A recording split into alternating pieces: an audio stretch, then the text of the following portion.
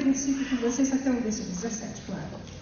Eu talvez terminasse lá para as 4 da tarde e não concluiríamos essa reflexão, mas como o pastor Jair só liberou até 2 da tarde, então nós vamos refletir somente o versículo 16. O versículo 16. Não foram vocês que me escolheram, pelo contrário, eu escolhi vocês para que vão e deem frutos. Só essa parte do versículo. Vamos falar juntos? Vamos lá? Não foram vocês que me escolheram, pelo contrário, eu escolhi vocês e deem frutos. É esse o versículo que nós vamos trabalhar. Eu aprendi que a gente não pode questionar a palavra de Deus. Eu aprendi isso. Por quê? Nós somos nada para questionar o Todo-Poderoso. Eu digo para as crianças que nós, em relação a Deus, somos iguais pouquinhas. Claro que isso aí é uma comparação, não tem nada a ver, porque nós somos muito menos do que uma pulguinha. Mas para que elas entendam, eu digo para as crianças que nós somos para Deus como uma pulguinha. Imagine uma pulguinha questionar: eu não aceito isso, eu não gosto daquilo. E o que nós faremos com uma pulguinha? Cala a boca! Porque uma pulguinha não sabe nada. Nós somos assim em relação a Deus. Mas eu aprendi também que a gente deve questionar ou levantar perguntas em cima do texto bíblico, para obtermos respostas. E é isso que eu vou fazer com vocês essa manhã, para nós refletirmos um pouquinho esse versículo 16 do Evangelho de João, capítulo 15. Primeira pergunta, pode pôr, por favor. Por que fui escolhido? O versículo diz: não foram vocês que me escolheram, mas eu escolhi vocês. A primeira pergunta é: por que eu fui escolhida? Você pode dizer isso para você? Porque eu fui escolhida ou escolhido. Por quê? Primeira resposta: por amor. Fala. Para dar frutos, nós vamos chegar lá. Essa é a outra pergunta. Guarda essa aí. É porque eu fui escolhida. Por quê? Por amor. Porque eu sou amada. Lá em Jeremias, diz assim, Deus diz assim: com amor eterno eu te amei, e com amorável benignidade te atraí para mim. É isso que diz, gente. E o versículo central da Bíblia, ou principal, ou textual, como nós chamamos, qual é o versículo textual da Bíblia, gente? Olha, vamos lá, qual é o versículo textual da Bíblia?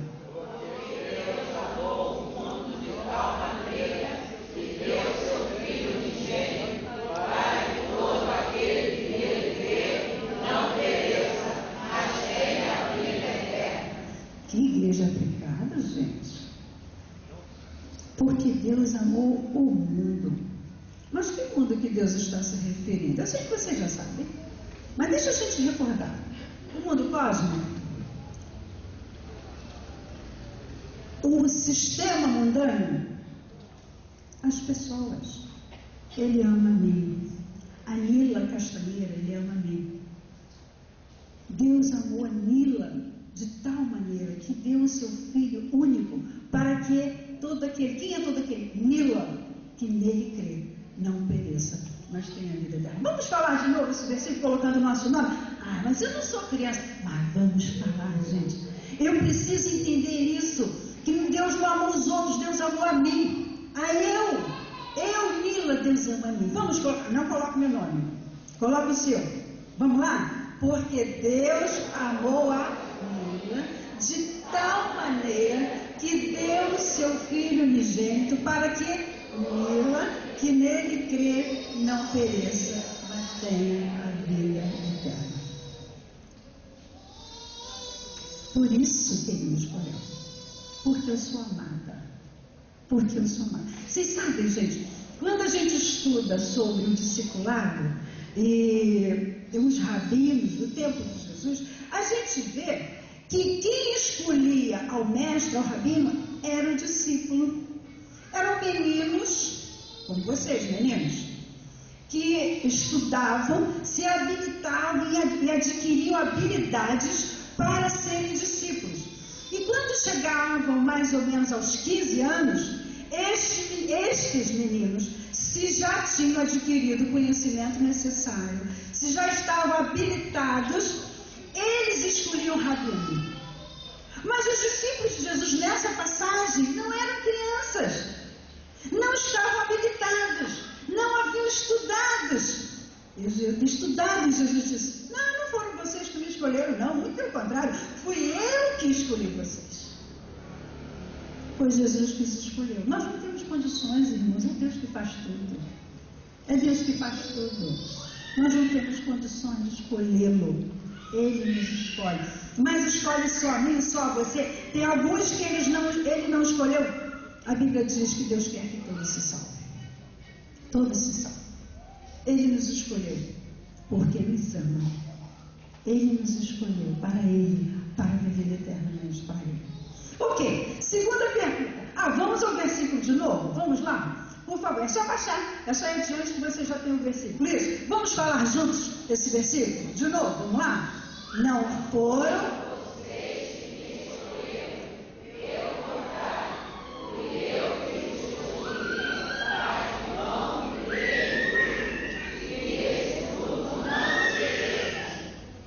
Vamos à próxima pergunta para entendermos melhor esse texto.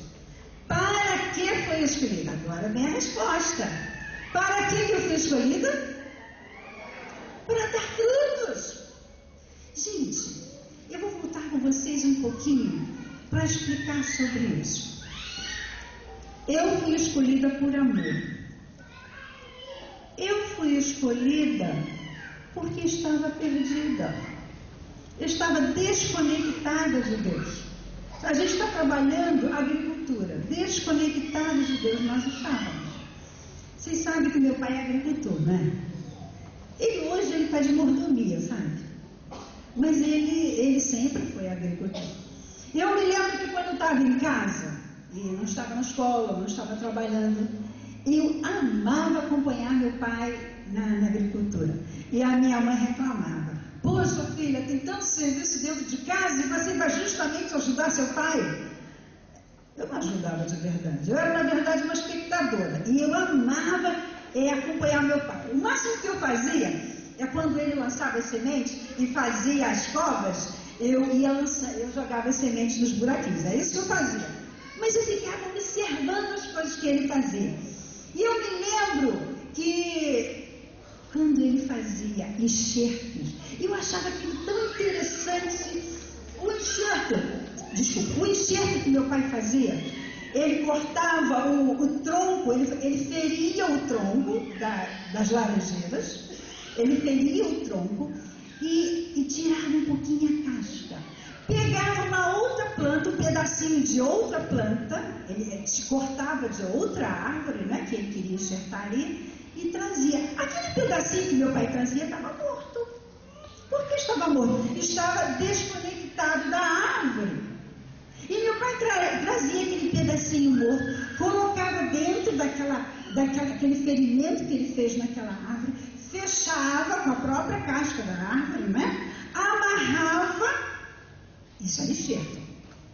E logo, aquela árvore principal que meu pai feriu, ela ia passando seiva para aquele pedacinho morto, ia passando vida para aquele pedacinho morto. E mais uns dias apareciam galinhos, folhinhas, e aquele galho crescia e depois virava uma árvore.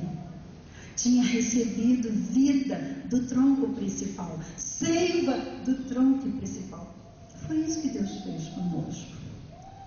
Nós estávamos desconectados de Deus, separados de Deus. E Jesus veio, e ferido foi, e nós fomos enxertados nele. E agora, o que passa em nós é a seiva de quem, gente? Da árvore que meu pai cortou lá? Não. Que vida que passa em nós? A vida de Cristo, a seiva de Cristo. Nós estávamos mortos nos nossos pecados, separados de Deus. Agora não. Agora estamos ligados. E a seiva que passa em nós é a seiva de Cristo. E João Batista disse: não sou eu que vivo, mas Cristo vive em mim. Que ele cresça e que eu diminua. Lembra isso? Agora, que fruto que a gente vai dar? Será que é manga? Bem, a manga você espera como fruto da mangueira, porque a seiva que vai para os galhos é da mangueira, então vai nascer manga. E quando nós estamos plantados em Cristo, que fruto? Como é que vai se chamar esse fruto, gente?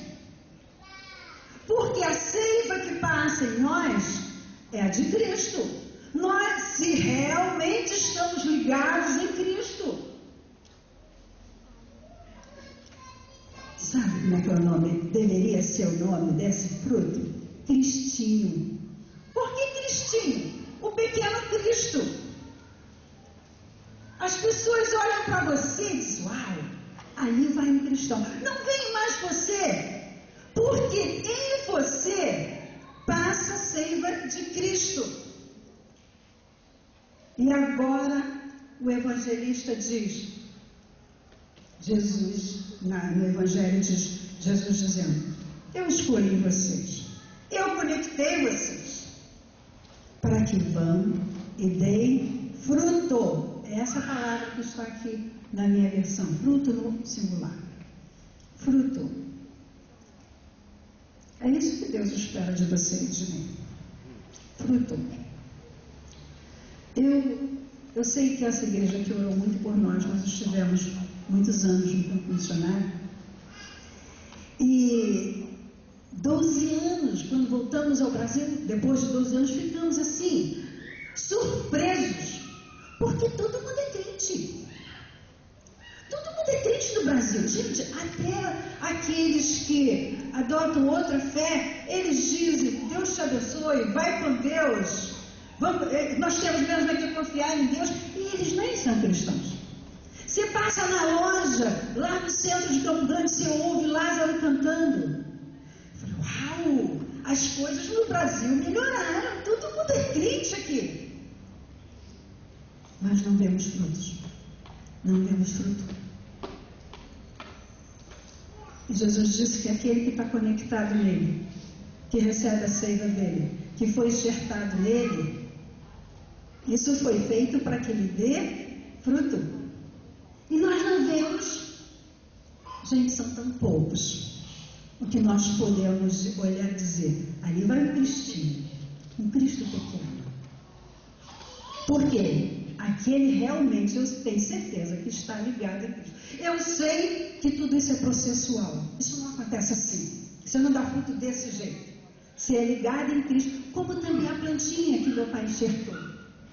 Levava dias e dias e dias para que aquele pedacinho morto recebesse vida. E aí devagarzinho ele dava um galinho e uma florzinha, e aí depois mais um fruto. Quando nós falamos de fruto, eu lembro de uma passagem que vocês conhecem muito bem, que é Gálatas 5:22. Eu sei que essa igreja sabe. Porque o fruto do Espírito é o que, gente? Paz, amor, longanimidade, bondade, temperança, e aí vai. Que frutos são esses? De Cristo. Porque estamos conectados na árvore que se chama Cristo. A seiva que recebemos é de Cristo. A vida que nós vivemos é de Cristo. Se nós realmente estamos conectados, se recebemos realmente a seiva deste que a gente diz que está conectado, nós temos que produzir fruto. Primeiro, fruto. E que fruto que nós estamos falando? Do relacionamento com a árvore, que é Cristo. Com a árvore verdadeira. Você sabe que existem árvores falsas, não é? Tem um monte de evangelhos falsos por aí agora. E eu preciso produzir o fruto de Cristo. Esse fruto, como nós vimos em Gálatas 5:22, é fruto de relacionamento, de continuar conectados, de continuar conectados, e continuar conectados, e relacionamento, e entrega, e a gente vai, nós vamos deixando de ser nós mesmos, a velha natureza vai sendo suprimida, apertada, ela mora aqui, mas agora quem vive aqui dentro é Cristo. E hoje eu dou mais fruto do que ontem. Eu me arrependo das coisas que eu fiz. Às vezes a gente pisa na bola, né? A gente pisa. Mas a Bíblia diz que a gente se arrepende e Deus perdoa e a gente vai adiante. Se a gente faz com outras pessoas, a gente pede perdão e vai adiante e vai melhorando e vai dando fruto e fruto e fruto, porque estamos conectados na videira verdadeira que é Cristo. Não é lindo isso?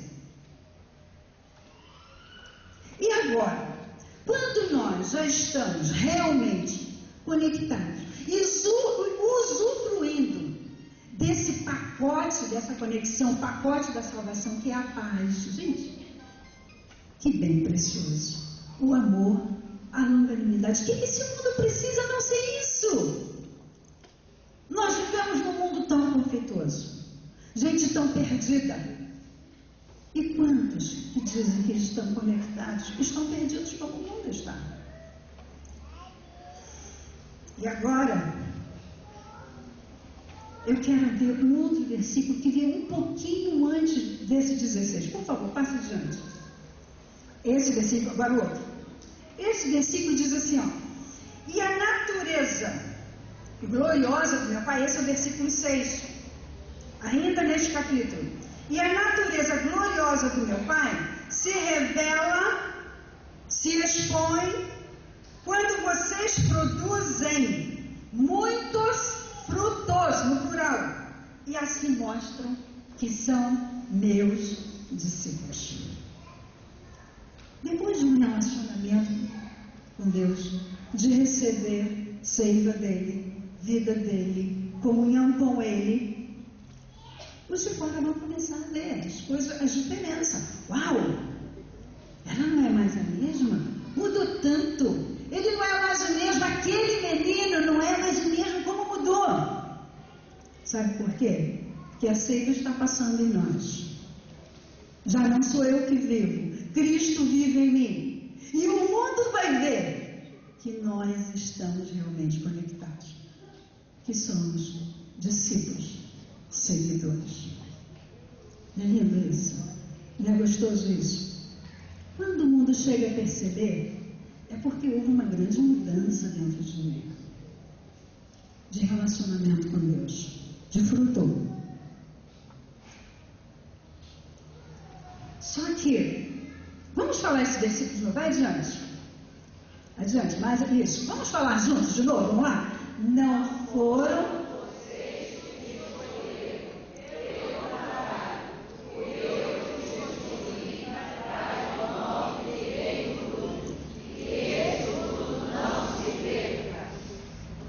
que não se perca o fruto. Nós precisamos zelar por ele. Eu me lembro que o meu pai esporava os galhos da árvore quando estava baixinho, ele esporava os galhos. E eu pensava que era só para que o galho não se quebrasse, por causa do vento, da chuva. Depois eu entendi diferente. Além disso, sabe por que meu pai esporava o galho? Porque quando vinha a chuva, o galho ficava pesado, pesado, pesado e arrastava no chão. E as folhas ficavam enlameadas, sujas. E aí os poros eram tampados, fechados, e aquele galho não daria frutos. Quem sabe? Nós estamos tão envolvidos com o mundo sistêmico, com o sistema mundano, que nós não estamos dando frutos. Não permanece, não vão vir, não vão permanecer, ou caem logo cedo, enlameados pelo mundo. Mas o tema da mensagem, realmente, que eu trouxe para vocês é: Até mais adiante. Floresça onde está plantada. Eu tinha que falar de flores, né? É uma festa das mulheres. Como é que eu não ia falar de flores? Floresça aonde está plantado. Deixa eu contar uma historinha para vocês. Uma história verdadeira, contada pelo Dr. Robert Schuller, da Igreja de Cristal da Califórnia.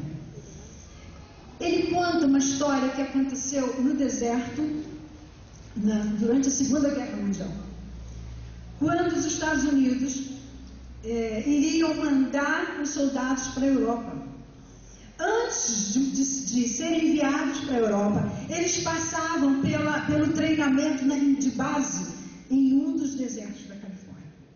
Eu passei em um dos desertos, não sei se foi nesse, mas eu morei na Califórnia e a gente passou pelo deserto de Mojave e eu sei exatamente o que ele está dizendo, o que ele conta, o que passou nessa situação. E um dos soldados estava recém-casado e a esposa não queria ficar longe dele. Ela sabia que ele ia para a guerra, talvez não voltasse mais. Ela queria ficar perto do seu marido a maior quantidade de tempo possível. E aí ela resolveu morar perto da base junto ao marido. Mas no deserto não tem nada, né, gente? Hoje não tem. Mas durante a Segunda Guerra Mundial não tinha. O que havia no deserto naquela época, eram algumas cabanas abandonadas de índios locais. E ela aceitou morar ali, para que pudesse ver seu marido todas as noites. E no início foi muito gostoso. Cada noite o marido chegando do dia de treinamento lá na base. Mas os dias foram passando e ficando longos, quentes, enjoados. E ela escreveu para a mãe dela, dizendo: mãe, eu não aguento mais ficar aqui no deserto. Eu vou embora. Mais alguns dias eu vou embora, porque eu não aguento mais ficar aqui sozinha o dia inteiro. E ela teve 1000 reclamações para apresentar para a mãe. E a mãe mandou resposta. Alguns dias passaram, chegou a carta de resposta. E ela abriu a carta. A mãe tinha escrito apenas algumas linhas. Era um versinho. E estava escrito assim: junto às grades de uma prisão, 2 homens sentados estão. Um só vê a lama suja, o outro dos céus a constelação.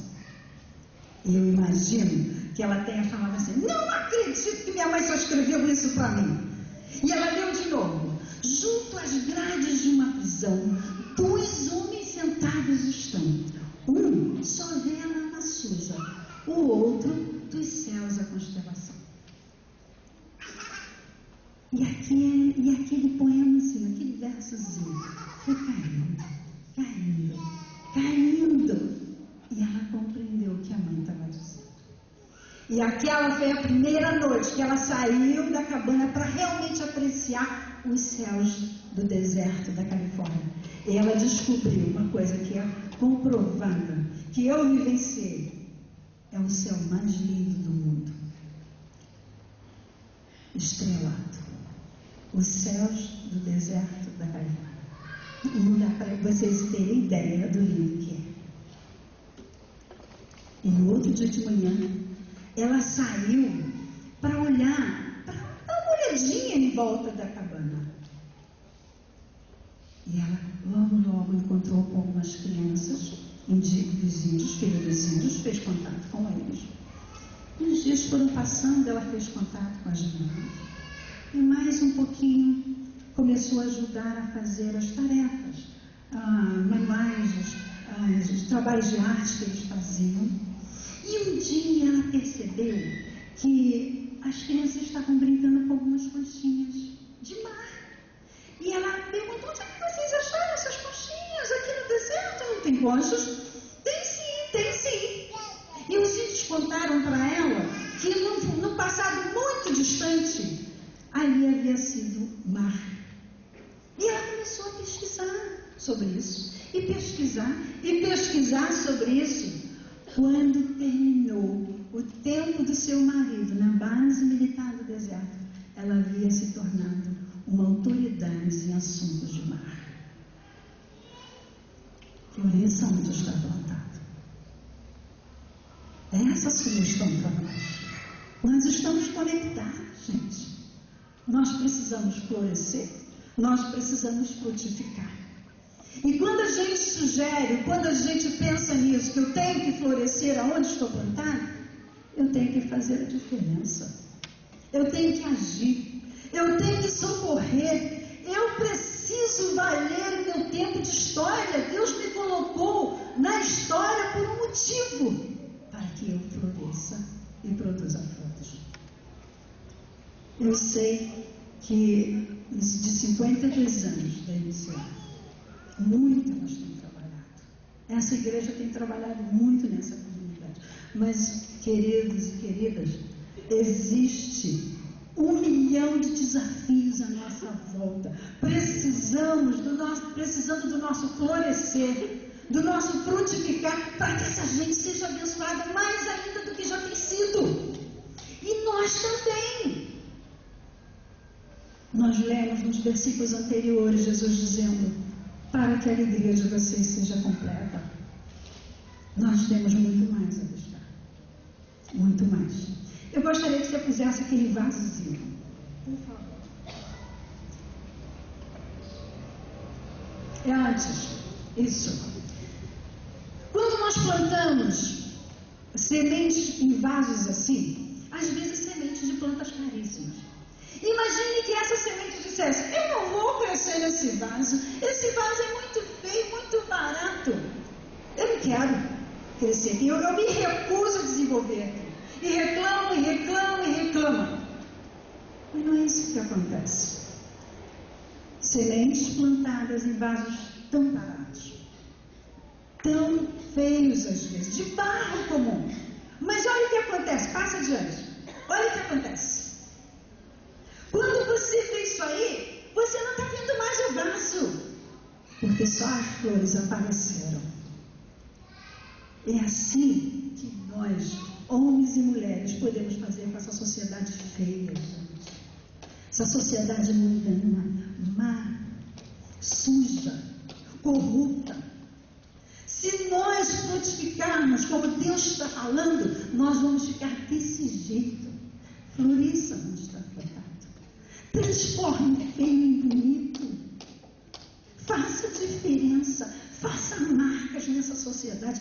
Deixe o povo ver que você é cristinho. Um pequeno Cristo. Você já produz o fruto dele. E você dá frutos para essa sociedade. Queridos irmãos, esse é um desafio para nós. Floresça onde está plantado. O mundo precisa disso. Foi para isso que nós fomos conectados.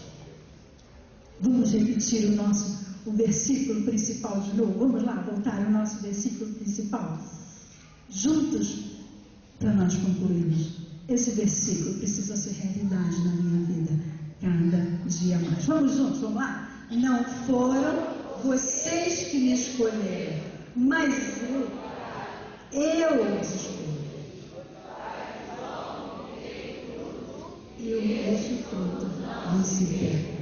Que Deus abençoe a MCA, aos homens, às crianças, a todos dessa igreja.